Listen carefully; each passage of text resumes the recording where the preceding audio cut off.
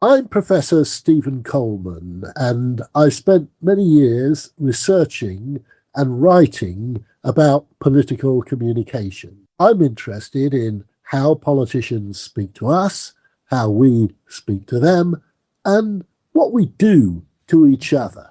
In this episode, I'll be talking to Dr. Robert Topinka from Birkbeck, University of London, about what we mean when we speak of political moods and vibes. What is sort of easiest to package emotionally are these emotions of anger, fear, resentment. And these are also emotions that give people something to do online. So if you're angry, if you feel as though someone has taken something from you, if you feel as though there's a conspiracy that's preventing you from flourishing the way you might wish to flourish, then you can go about searching for signs of that conspiracy, connecting with other people who also sense that conspiracy, and forming a network of sort of like-minded individuals who are endlessly searching and scrolling for more content that's evidence of this problem you all see and that you share together. So it does make it difficult to kind of carve out a space that's sort of purely rational. And on the one hand, you can say there's never been that space, but I do think the kind of room for it is closing,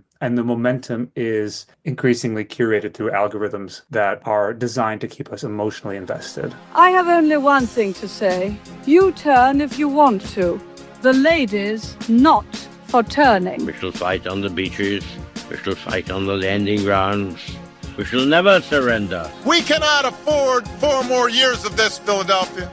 But the good news is, right now you can choose change. And I want you all to know that we are fighting the fake news. It's fake, phony, fake. The Sound of Politics with Professor Stephen Coleman. The electorate appears to be in a bad mood. The most socially disadvantaged are angry and sometimes resentful. The struggling middle class are nervous and obsessively self-protective. Elites are fractious and stubborn. There's a striking passage in Ali Smith's Brexit-themed novel Autumn that illustrates his sense of a whole people being in a mood. One of the main characters, Elizabeth, says, I'm tired of the news. I'm tired of the way it makes things spectacular that aren't, and deals so simplistically with what's truly appalling. I'm tired of the vitriol. I'm tired of the anger. I'm tired of the meanness. I'm tired of the selfishness. I'm tired of how we're doing nothing to stop it. I'm tired of how we're encouraging it. I'm tired of the violence there is, and I'm tired of the violence that's on its way, that's coming, that hasn't happened yet. I'm tired of liars. I'm tired of sanctified liars. I'm tired of how those liars have let this happen. I'm tired of having to wonder whether they did it out of stupidity or did it on purpose. I'm tired of lying governments. I'm tired of people not caring whether they're being lied to anymore. I'm tired of being made to feel this fearful. I'm tired of animosity. Now, that is what I would call being in a mood. The passage might not be political in the sense that a speech in the House of Commons is political, or a slogan on a placard in a street demonstration, but it's incipiently political in the sense that politics sometimes penetrates the pores of our skin, the nerves in our body, choking our very ability to breathe and unbalancing our sense of self. Politics as mood is visceral and it is invasive. It penetrates our moral being and shapes our capacity to act. Political mood is a mode of taking in the pre-digested world. It occupies a zone of embryonic agency. It looks towards active responsiveness, but always in the future tense, and is in this sense a precognitive background through which the politically instrumental foreground begins to become intelligible. Lacking the claimed scientificity of representatively sampled public opinion, through which pollsters ask questions to small, carefully selected groups and then project their preferences and intentions to a larger population. The study of political mood is a way of understanding how people take in the vicissitudes of the world before they have fully processed them. Let me share with you a good example of how it is sometimes more helpful to understand mood as a determinant of agency than action itself. This comes from a piece written by Andy Beckett in The Guardian at the beginning of 2023. Britain seems in a strange mood as 2023 blearily begins. One of the world's richest countries, even after the economic calamities of Tory rule, has in many ways become dysfunctional. Yet the response from voters seems complex and relatively muted. There is fear, please don't let me need a hospital, and frustration at how the stoppages and shortages are dragging on. There is disbelief at the country's accelerating deterioration, but also fatalism, a feeling that Britain was due a fall after years of cost-cutting, complacency and overindulgence. There is exhaustion at the sheer length of the disruption, and scepticism about the ability of any politician to end it. But there is less overt anger than might reasonably be expected. This is not simply an account of widespread public discontent of a kind that might be picked up by pollsters, vox pop journalists, or listening politicians. What Beckett is describing in this passage is a political mood of exhausted bewilderment in the face of what feels like permanent crisis. Crushing demoralization and frustration have worn people down, leaving them vulnerable to a sort of tragic fatalism that engenders collective demotivation. To explore political mood is to seek to apprehend the ways in which political subjects are captured by seemingly nebulous affective forces. To speak of a population as being too exhausted to even act upon its anger, of a community as feeling humiliated to the point that it is tired of demanding justice, or a political institution as being so toxic that its only skill is in destroying things, is not to observe how people choose to act, but the much more complex matter of how they are acted upon. The challenge, of course, is that mood is a much more impalpable and elusive and amorphous phenomenon than public opinion. Anyone with basic training can conduct and interpret a poll to find out how many people believe the government when it promises to take back control or lower taxes. But it requires a certain sensibility to understand the experiential injury and angst of feeling permanently out of control, controlled by exogenous forces that seem overwhelming and exhausting, unable even to control the expression of one's sense of loss of control. My guest today, Dr Robert Topinka, is reader in digital media and rhetoric at Birkbeck, University of London. He's written, most interestingly, on the shift towards moods and vibes in contemporary politics, especially as public discourse moves increasingly online. Well, it's good to have you here, Robert. And you said this about the way that the internet has reconfigured political discourse. And I'm quoting from you. Platforms that had once offered a space for debate and deliberation shifted towards emotion and immersion, reactionaries and right-wingers have adapted their stories about who is to blame for the daily indignities of late capitalist life accordingly. Emotionally charged stories of elite villains and dangerous minorities resonate in algorithmically tailored spaces.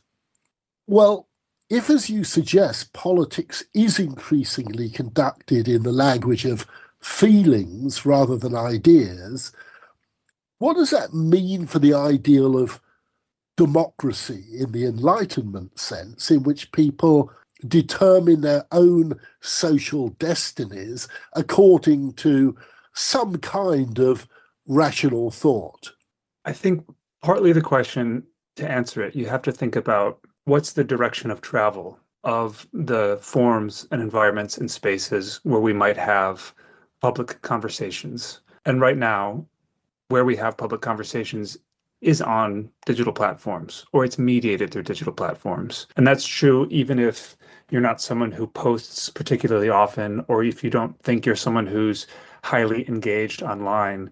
The conversations that circulate, the topics that trend, what becomes news is all shaped by digital platforms. So in a way, this is a very old story. I mean, we've always had Enlightenment democracy, and the kind of striving for that has always been mediated by dominant technological form of the day. So the printing press wasn't necessarily something that produced only rational discourse. There was certainly a lot of highly emotionally charged propaganda. And even in the early days of newspapers, it was sort of understood that newspapers had a bias, that they tried to be salacious, that they tried to hook readers' attention. So some of this isn't entirely new, but what's new about it is the form it takes and the shape it takes on digital platforms. So there are still spaces for kind of rational discussion. Substack is one of these spaces.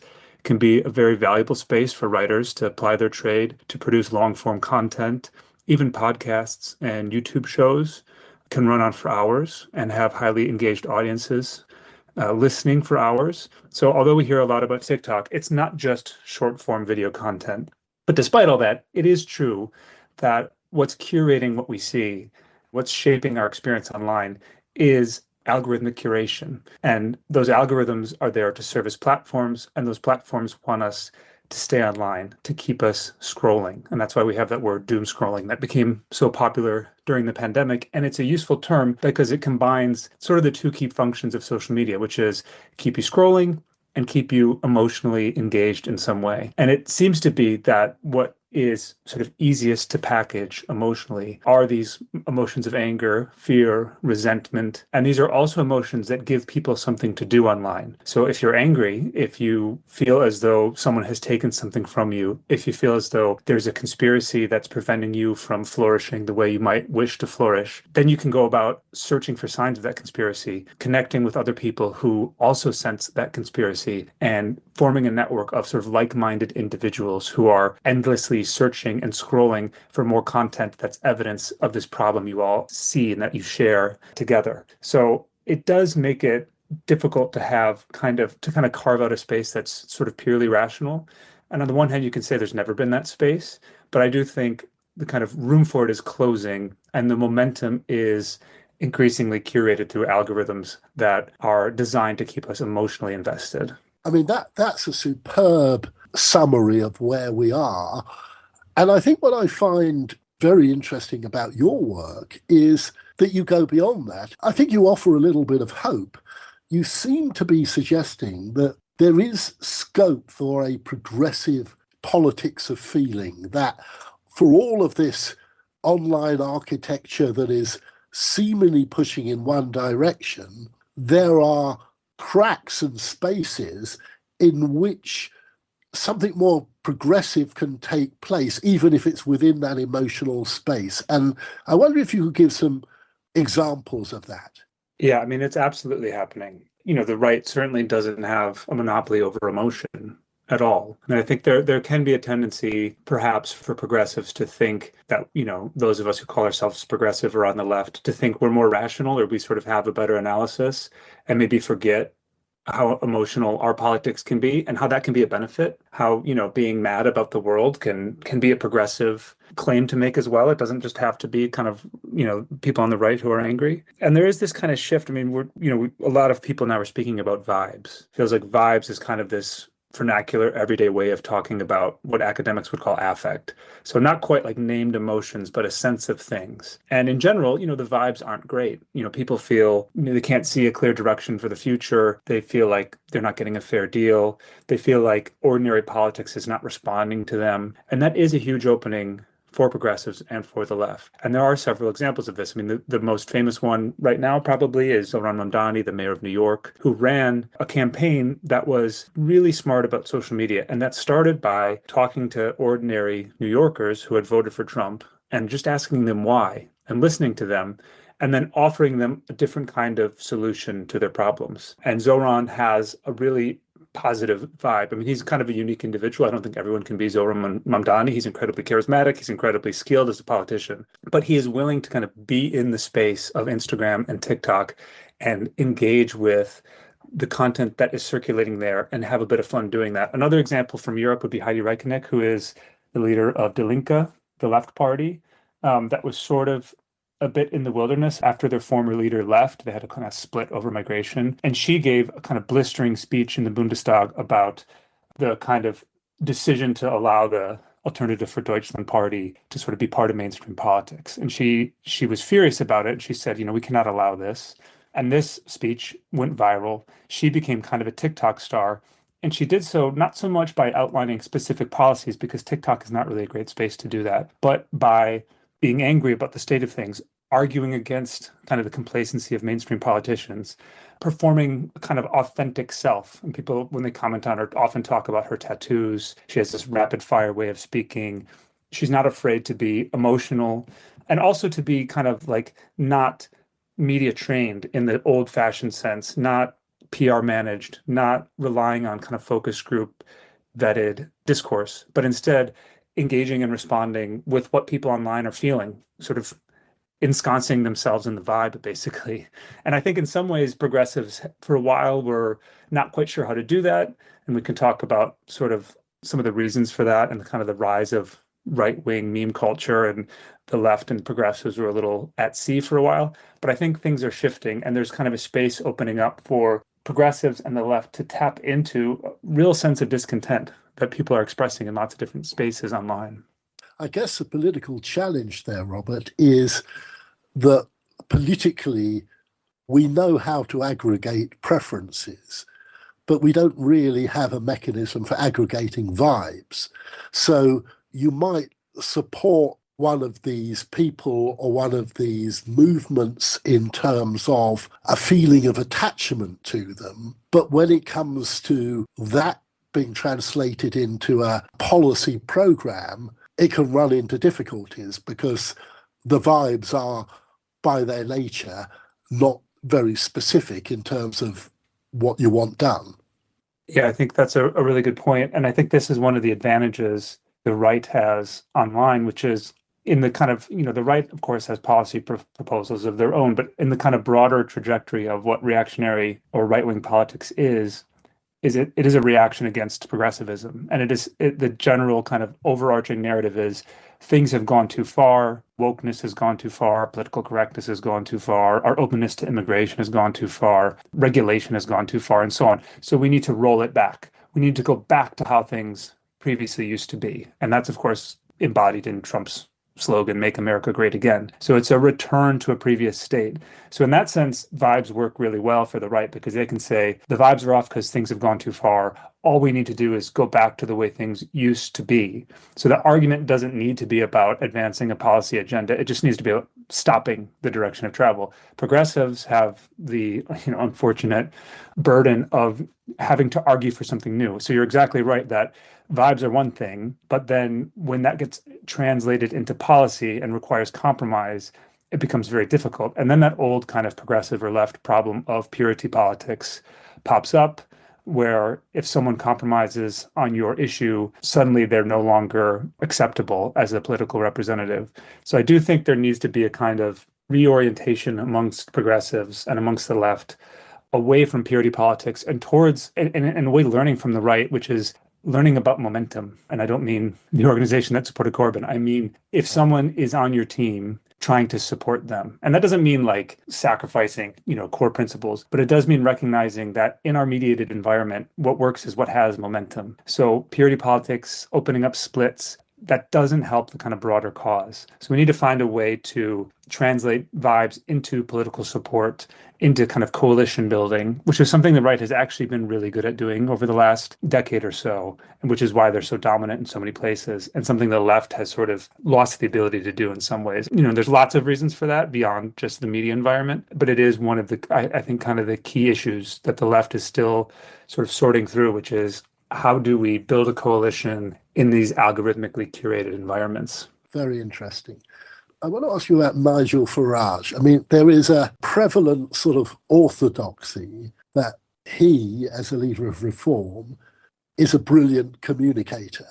And that, on the other hand, most mainstream politicians, Keir Starmer being the usual example, is a terrible communicator.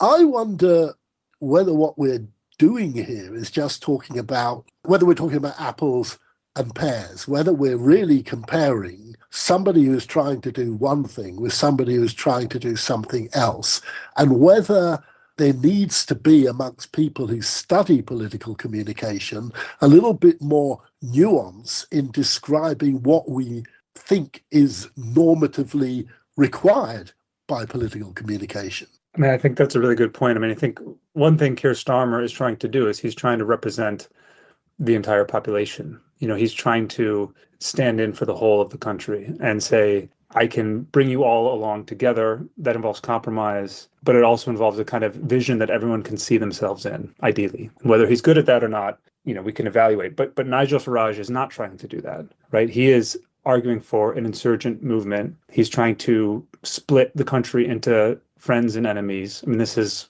populist rhetoric, right? Where it's an us versus them kind of mentality. And he also is not trying to carve out a story that everyone can find themselves in. He is trying to do that thing I was talking about just now, which is generate momentum largely online and turn that into money. And he's really good at that. He's really good at tapping into trending topics on TikTok. He likes to brag how he has more followers than all other MPs combined on TikTok. And I do think other MPs can learn from the success he's had on TikTok. Partly it's easier for him to be on there and say, things have gone too far. They're trying to take everything from you. I'm the only one listening to you, right? So it's a more kind of like, he can cultivate that sense of sort of parasocial authenticity, which is not what Keir Starmer is tasked with doing as the leader of a government. I sometimes think that the real division in politics right now is between people who are occasionally surprised by ideas and people who are never surprised by ideas. I actually want to ask you something about yourself, Robert, about your own politics, so to speak. How often do you, when you're going online, looking at all of these different things, reading, talking to people, find yourself going away and saying, you know what, I'm surprised that I've changed my mind. I've thought something that I didn't know was there. I like to think that I'm someone who is quite often surprised, but not nearly enough. Yeah, it's an interesting question because I don't think it often happens sort of immediately. I think your politics shifts over time, but I don't know that there's that kind of immediate moment where you find something that you didn't find before. I do think what happens, particularly with social media, is that you might discover a conversation about something that you didn't know was happening and find yourself involved and invested in it. And then you start to speak in those terms and you start to think of those issues as more important than you once did. And then over time, that shifts your kind of ideological orientation. But I don't think it happens very often that you have this immediate discovery. But maybe this is a problem progressives have, because people on the left, liberals, progressives, we often tend to think we have a good understanding of things. We know what's right and wrong. We have like our analysis, as people on the left like to say. And on the right, they have these red pill moments, these moments of awakening and these moments of discovery. And maybe we need to find a way to recover that for the left, like this kind of moment of unveiling. But it's difficult to do. And I think part of it is because communication and persuasion often takes its time. It takes a while to kind of be suddenly shifted over something. I mean, one thing that I think a lot of people on the left and progressives are thinking through is like the role of identity politics. in the place of identity politics and how to retain a commitment to anti-racism without sort of alienating people who don't understand the kind of highly academic language of identity politics. So that's one place where I've shifted how I think, I would say. Yeah. And I would say that also people on sort of Instagram have helped me think of new ways to think about it. But it does take time. Yeah. And I suppose one example might be what's beginning to happen in America right now, which is this sense that at first you're listening to this extraordinarily eccentric, flamboyant politician. And it's now, I often feel like you kind of sat next to a crazy person in a bar and he's been talking to you for just too long. I kind of get the impression that a lot of American people who might have once supported Trump are beginning to feel that way. So I suppose that might be an example of exactly what you were saying about the nature of time in terms of political attitude change. Yeah, definitely. And also the kind of limits of, and this is one reason I'm slightly hopeful about the intersection of the internet and politics, is the right had this huge advantage for a while, which is they were sort of willing to call out the frame. You know, they would refuse to do the kind of focus group messaging and they would, you know, call out people's assumptions.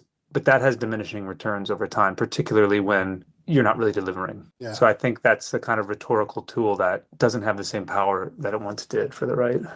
Yeah. Well, I've really enjoyed talking to you. And as I hinted at during my questions, I think one of the things that you're doing that I really encourage you to carry on doing is not only painting the very bleak picture, which I think a lot of people can paint, but also attempting to cast some sort of light onto that and saying that there are opportunities for change, for something different. I will certainly take that away from this conversation. So thank you very much. Thank you. Thank you for having me, Stephen. I have only one thing to say. You turn if you want to. The ladies not for turning. We shall fight on the beaches. We shall fight on the landing grounds. We shall never surrender. We cannot afford 4 more years of this, Philadelphia. But the good news is, right now you can choose change. And I want you all to know that we are fighting the fake news. It's fake, phony, fake. The Sound of Politics with Professor Stephen Coleman.